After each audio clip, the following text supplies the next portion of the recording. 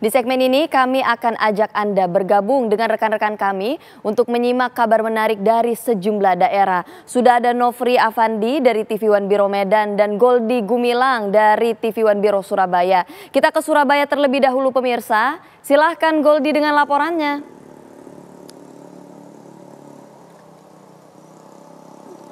Selamat pagi Syada dan juga pemirsa, ada dua informasi. Kita ke informasi pertama. Dinas Peternakan Jombang, Jawa Timur mulai melakukan vaksinasi gratis terhadap sapi milik warga. Hal ini dilakukan sebagai langkah pencegahan penyerangan wabah penyakit mulut dan kuku.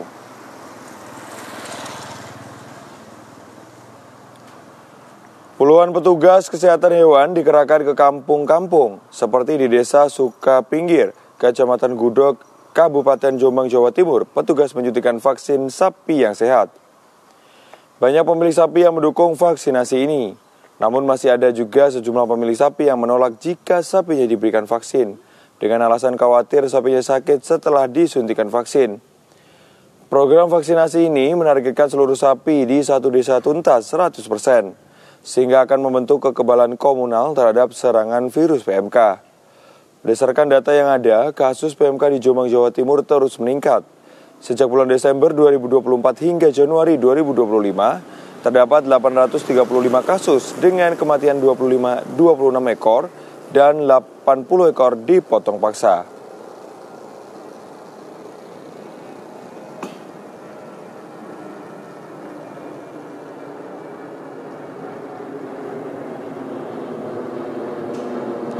Kita ke informasi selanjutnya, Syada dan juga pemirsa. Harga gas LPG 3 kg naik di wilayah Bojonegoro, Jawa Timur sejak 15 Januari. Sebagai bentuk kepedulian, Polsek Bojonegoro Kota membagikan gas LPG 3 kg gratis pada para pedagang.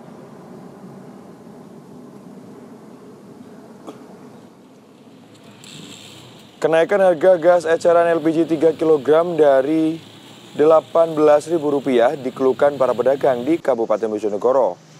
Menurut pedagang, dampak dari kenaikan harga ini sangat dirasakan oleh mereka. Dalam program Jumbat Berkah, anggota Polsek Bojonegoro membagikan sebanyak 20 tabung gas LPG secara gratis. Meskipun tidak banyak bantuan yang diserahkan, polisi Bojonegoro ini berharap pemberian bermanfaat dan bisa membantu meringankan beban para pedagang kecil.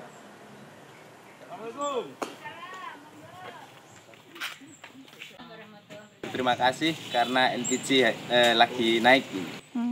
Ini kebutuhan LPG naik terdampak enggak untuk dagangannya? Ya terdampak lah, kalau kebutuhan seperti LPG kan butuh setiap hari. Kalau sering naik ya terlalu keberatan lah pedagang kecil. Untuk mereka yang pedagang kaki lima dan warung di sekitar Polsek ini, agar mereka tidak, yang pertama mengurangi beban mereka karena ada kenaikan. Kemudian untuk penjualan agar tetap dilaksanakan, bisa untuk menghidupi pada keluarga mereka. Itu tadi dua informasi dari TV One Biro Surabaya. Sada kami kembalikan ke Anda di studio. Baik, terima kasih banyak rekan Goldi atas laporannya. Kita beralih ke Medan. Baik Nofri, bagaimana dengan laporan di sana? Silahkan.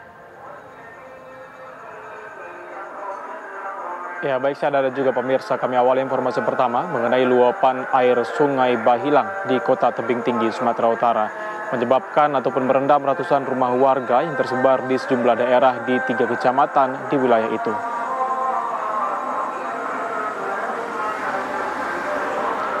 Banjir terparah terjadi di Kelurahan Mandailing, Kecamatan Tebing Tinggi Kota, Kelurahan Persiakan, Kecamatan Padang Hulu, dan Kecamatan Rambutan. Di lokasi ini ketinggian air banjir mencapai hingga 80 cm hingga 1 meter. Menurut warga, banjir mulai masuk ke pemukiman Sabtu pagi kemarin. Hingga Sabtu siang, ketinggian banjir terus bertambah.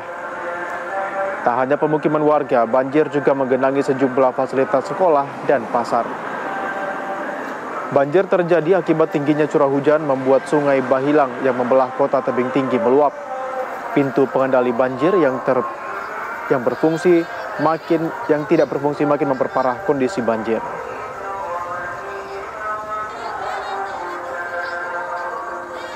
Informasi berikutnya pemirsa, menjelang perayaan Imlek, warga keturunan Tionghoa di Kota Medan, Sumatera Utara mulai berburu kue bakul. Banyaknya permintaan dari konsumen membuat omset penjualan pedagang kue bakul naik hingga 10%.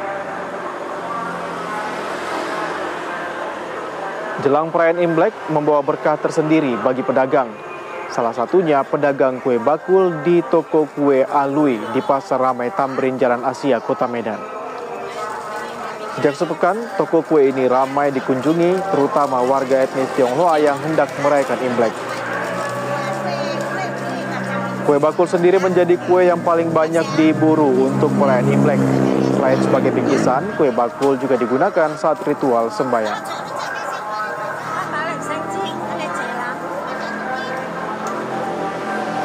Demikian dua informasi dari wilayah Sumatera. Saya kembalikan ke Syahda di studio. Baik, terima kasih rekan-rekan atas laporannya. Selamat kembali bertugas.